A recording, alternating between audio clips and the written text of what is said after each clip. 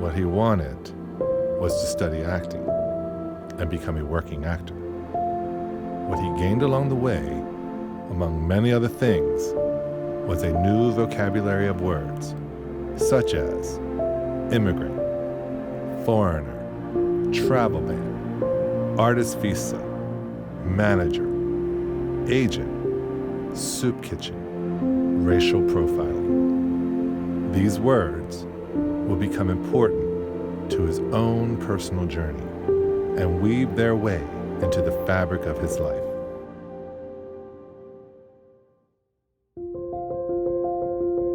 It is said that every such journey of 1,000 miles begins with a single step. I am Karan Chaudhary, and my single step was taken several years ago in India.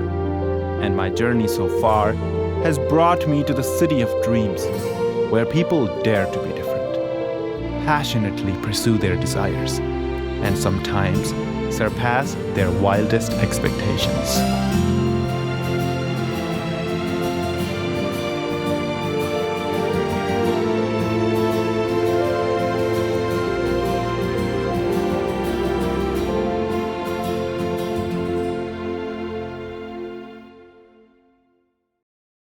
I first came to New York in 2013, and honestly, I hadn't seen anything like this before in my life. I only saw or heard about New York in magazines or TV sometimes.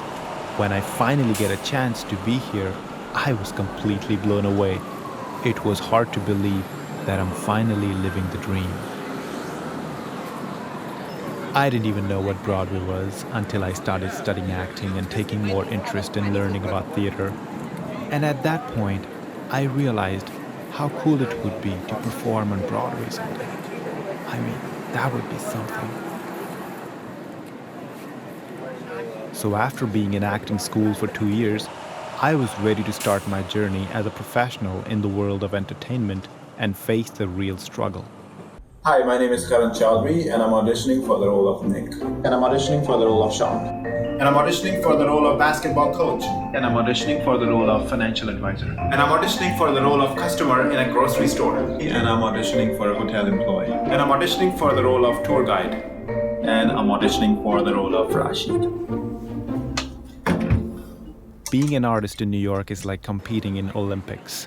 You will not succeed easily, and always be pushed to your limits by your competitors.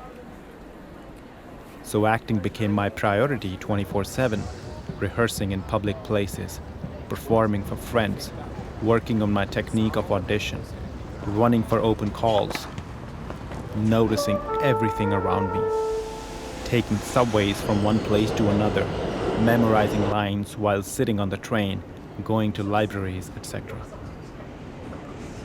And I started getting callbacks and small acting jobs. I could pay my bills by being a full-time actor. That was such a great feeling, and it gave me the confidence to stay dedicated to my craft and not lose focus. Meanwhile, I met Richard and Michael and became friends with them. They had a great interest in movies and theater. They helped me a lot to work on my craft of acting. Meeting Richard was an interesting experience. I met him while working out at the gym. Well, I was at the gym on Christopher Street, and I was working out in the weight section, and there was a gentleman at the next bench, and we started talking, and turns out he was an actor and interested in film.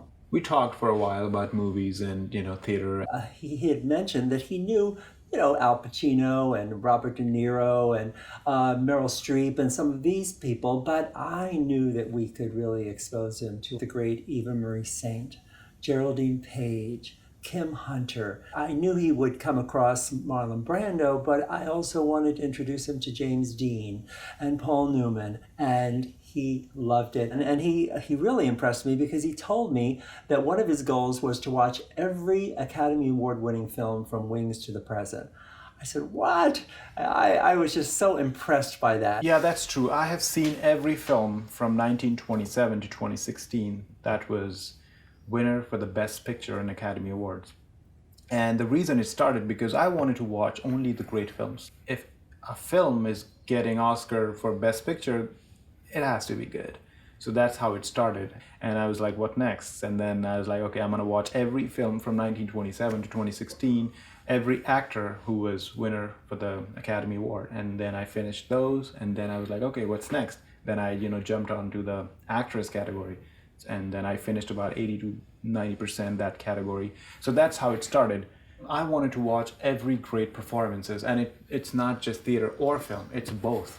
So, I mean, in New York, Broadway is like very expensive. You can't afford to go watch every show. So somebody suggested that you can go to the Lincoln Center Library and watch any Broadway show after 1970s till today for free. So I would go there every week to, watch one Broadway show from previous years.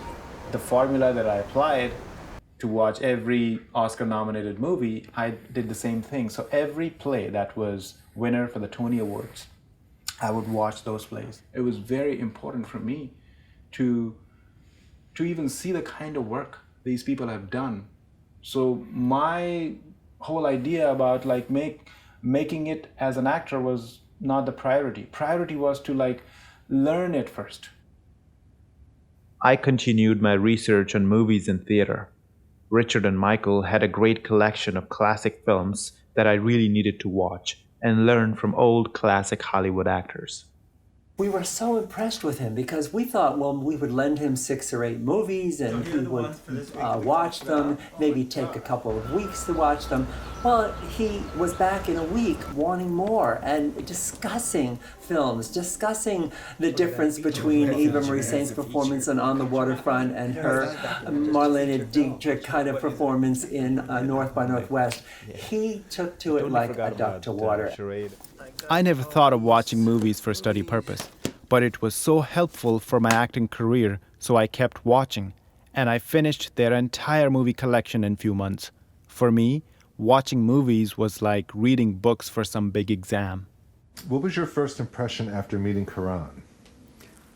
I think I saw someone who had such an enthusiasm for film. One of my favorite stories is when he had returned with one of his stacks of films that we had sent him home with, and he was flipping through them and he got to Funny Girl, and he said, he talked about the film and he said, and this Barbra Streisand is really something.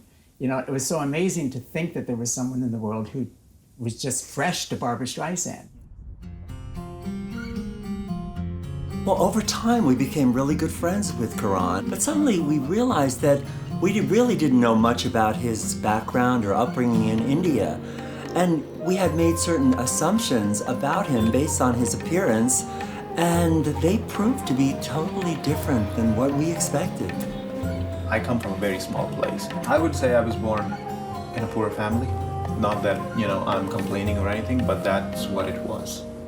We had black and white small TV, and at that time we only had 2 channels, DD1 and DD2.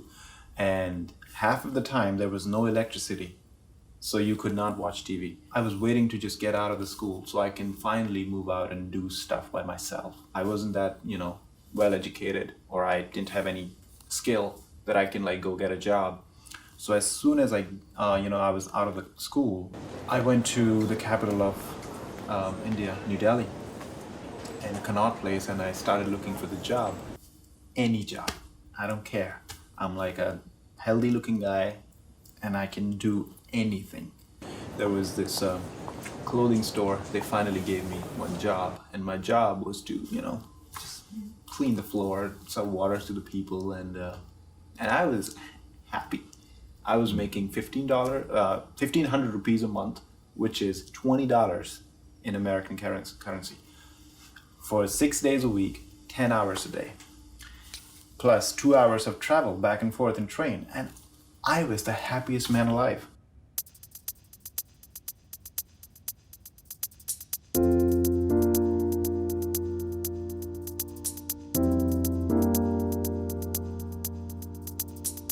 Every morning I would take the train from Faridabad to New Delhi. This was my everyday life. Standing at the open door train, watching people do adventurous stuff, and sometimes watch them fall and get badly hurt. When he told us about his upbringing in India and the suburbs of New Delhi, Michael and I were just totally surprised and intrigued. And then he told us how he started speaking English. So while I was working in that clothing store, my manager was watching me from last about 2-3 months. He literally called me one day like, why don't you do something else? Because you are capable of doing anything else but clean the floor and then serve the water. And I was like, what do you want me to do? And he was like, I want you to try being a salesman. And I'm like, okay. But that clothing store was in the touristy area. So 90% of the clients were foreigners. And to speak to foreigners, you gotta know the English. And I could not even speak Hindi properly. And he was like, all right, let me try. Let me do something. Why don't you go stand at the door, whoever is coming in, just tell them, hi. So the whole day I'm just saying, hi, hi, hi. Whole day. And the next day, he was like, okay, go to the door again, and then whoever is just going out, just tell them bye. And I'm just whole day, I'm just saying bye, bye, bye. The third day, he was like, okay, now just tell them, how are you? Trust me, that was so difficult for me to say, how are you? So in like 30-40 days, each day he would give me a word. Then in a month, when I was, having these 40-50 words, then that time he was like, okay, now I think you're ready. Go on the floor and just try. So I just started selling clothes and shoes to people, and I was like so determined to like, I'm gonna sell. This is good. This is better than what I'm doing. And then in 3 months, I became the top salesman in my showroom. I never heard of anyone learning English one word a day and speaking so fluently with an American accent. I was curious to know what happened next and how he ended up being in New York. A lot of things happened in between, but I was doing the salesman thing for like about a year. And my elder brother, who I have a lot of respect for, he was not happy with what I'm doing with my life. He was like, no, you can do better. And I moved to Bombay to pursue modeling. Me and a friend of mine were living together that time, and he came across an acting book. It's from Sanford Meisner's, who came up with the acting technique. So my friend and I came up with this idea to call the neighborhood playhouse and ask the procedure to how to get there and like what are the charges, because we have no idea. So he called. I could not speak English at all, so he could, luckily. So he had to take that responsibility. They asked us to interview for the playhouse over Skype or phone, and they gave us the date, like day after tomorrow you have interview with the director of the school at this time. And I was like, wait a second. I don't even know what she's gonna ask me, or like, what is this interview about? So I was like, okay, just tell her that I'm not well for a week, and let's do it next week or something, so that I would have some time to like do some study. And he was like, all right, can we like reschedule the interview? And she gave us like 10 days. Like, okay, the next available date is after 10 days. And, so I had 10 days to figure it out how I'm going to interview this thing. I had no idea. So I'm asking people. I was like, okay, do you know anything about this thing? They're going to interview us for this playhouse to, study in New York. And everybody was laughing. I went to my theater teacher. I was like, could you tell me anything? He was like, oh, so you think you can go to New York and study acting and become an actor? Are you out of your mind? I'm like, no, I'm not out of my mind. Would you tell me? He was like, do you know who Shakespeare is? I was like, no. Okay. They probably would ask you all this, American theater history and Shakespeare, and the word that just printed in my head, American theater history. That's it. I came home, isolated myself, and just Googling everything about American theater history. These 3 words. Tons of information. And the thing is, I could not speak English. I took a week just to memorize the whole thing. In my head, I was ready to interview for the school. And then we finally had the interview after 10 days, and I'm just sitting like really uptight. And we just had a greeting, hi, hello, how are you doing? The first question came like, what do you know about American theater history? And as soon as that word came in my head, American theater history, I just spelled it out, everything, like, the first theaters, who were the actors, what kind of work they were doing from 17th century till 2013. Yeah, I came in 2013. Everything. It took me about 15 to 20 minutes to just spit it out, and she was just sitting there literally going like, it's great. We don't need to hear this for this interview. She was like, I see that you are having such a trouble speaking in English. I don't even know if you can understand what I'm saying to you. I was just sitting, because she was right. I did have a lot of trouble understanding what she was saying and speaking in English. And she literally said, like, there's no doubt that you're a hardworking guy, but is it good enough for you to move to New York? I prepared one more paragraph just for this moment, because I had a feeling that she's going to be asking me this. I'm sitting in front of you with very limited resources. I don't have anybody to guide me or tell me what to do, and I wasn't brought up in a family who's like in arts or culture or anything, nothing like that. But what I can tell you is that your decision is going to change my life. And she was like, I get it. And we ended there.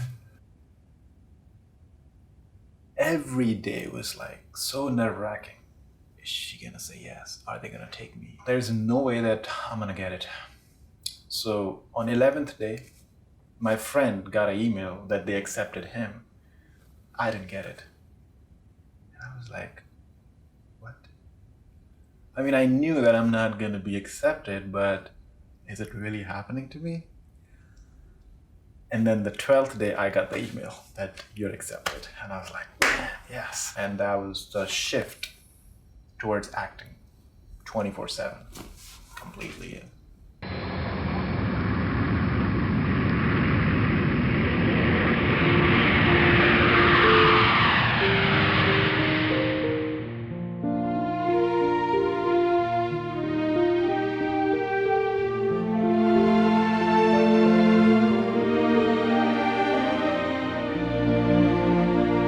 He overcame many obstacles throughout his journey, but he has yet to face the challenges in New York City. I don't know anybody in New York. I don't know what it's like to be in a different country, and how am I going to survive? But everything took place. It's like it was supposed to be like this. I still remember my first few months in Queens. I had an apartment that there was no heat. So I would literally wear 4 or 5 layers of clothes and socks and scarf, and that's how I would go to bed, because it was freezing. And even after that, it was not stopped. I'm going to these soup kitchens and community kitchens, one on 5th Avenue, one on 116 in West Harlem. And I'm standing in the line to get my plate for the evening, and people ahead of me and behind me, they look at me like, are you really poor, or are you just like pulling this thing off? Both. Because yeah, I might not look like poor guy, but trust me, I have no money. So while I go and get my plate from the counter, and the lady there, she would just like give me that look, and I was not ashamed. I was like, this is part of my struggle. I mean, that's why I'm here for. This is what I signed up for. So you better do everything in order to get ahead.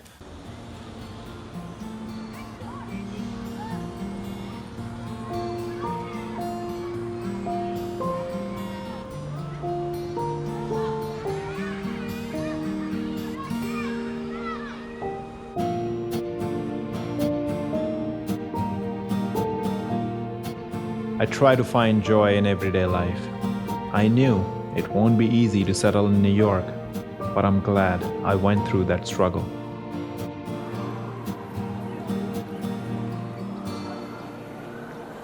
After making it to the USA, graduating from acting school and working for my first year in New York, I learned about the artist visa. It would be necessary for me to obtain an artist visa in order to remain in this country. It's no less than a nightmare for any artist. I applied for mine and waited patiently for its approval. At a point when I was assured my approval would be any day, the new executive orders on immigration policies came. It was January 29th, 2017. On January 30th, my artist visa was denied. Was it a coincidence? No one knows for sure, but over 100,000 visas were said to have been revoked in one day.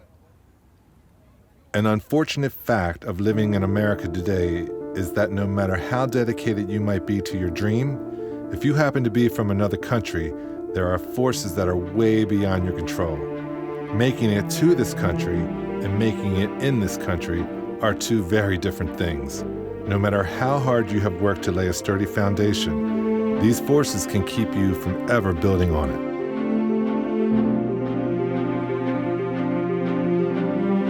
Everything stopped for me at that moment. But only for a moment. The one thing I know for certain is that I have worked too hard and come too far to be turned away now. I reapplied immediately for my artist visa. I stayed dedicated to my craft and didn't give up on my dreams. Well, one thing that I try to say when I'm talking to young people is to remind them to enjoy the journey, the process, whatever profession they're in, whatever kind of artist they are, not to be too result-oriented and care about just the outcome. They have to enjoy the journey. That's when they'll be truly happy. The level of dedication that we saw in him, I said to him, I don't know what sort of structure you're going to build with your life, but I can tell you this, that you have laid a foundation for a skyscraper. While on this journey to be able to live and do what I like, I have learned that no matter how dedicated and determined one is, there will always be something that is out of your control. All we can do is to take charge of our own lives and pursue our dreams the best way we know how. And that is what I will continue to do.